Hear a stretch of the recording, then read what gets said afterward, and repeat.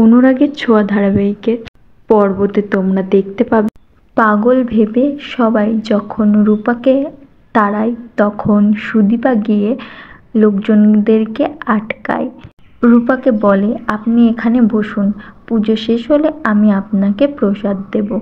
সুদীপাকে মা বললেও সুদীপা বুঝতে পারে না। সুদীপা মনে মনে ভাবে যে উনি তো বৃদ্ধা হয়ে গেছে, তাই সকলকেই মা বলে ডাকে। আর ওনার হয়তোবা স্মৃতিশক্তিও হারিয়ে গেছে, তাই জন্য এই রকম বলছে। এরপরেই দেখা যায় সুদীপা পুজো শেষ হওয়ার পরেই প্রসাদ দিচ্ছে রূপাকে। আর রূপা ছুটতে ছুটতে গিয়ে সুদীপাকে বলে, মা মা। তো হ্যাঁ বন্ধুরা, সুদীপা মনে মনে ভাবে ওই মহিলার প্রতি একটা অদ্ভুত টান কাজ করছে। এরপরেই দেখা যায় সুদীপা মন্দির থেকে পুজো দিয়ে বেরিয়ে যাওয়ার সময় তখনই পুজো দিতে আসে দীপা। বহু বছর পর আবারও দীপা ফিরে এসছে কলকাতায়।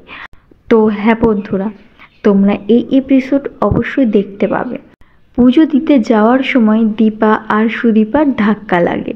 দীপা হোঁচট খেয়ে পড়ে এবং সুদীপা ধরে নেয়। দুজন দুজনের দিকে একভাবে তাকিয়ে থাকে, তার কারণ দুজনই তো একই রকম দেখতে। সেখানে আদিত্যও থাকে। অবাক হয়ে আদিত্যও দেখে এবং বুঝতে পারে না কি হচ্ছে, এটা একই রকম দেখতে। সেখানে পুরোহিত মশাইও থাকে। পুরোহিত মশাইকে দীপা জিজ্ঞাসা করে যে, পুরোহিত মশাই আমাকে চিনতে পারছো? পুরোহিত মশাই তখন বলে, হ্যাঁ মা, আমি তোকে চিনতে পেরেছি, কিন্তু এটা কে? তো বন্ধুরা, তোমাদের এই এপিসোডটি কেমন লাগবে অবশ্যই তা কমেন্টে জানিও।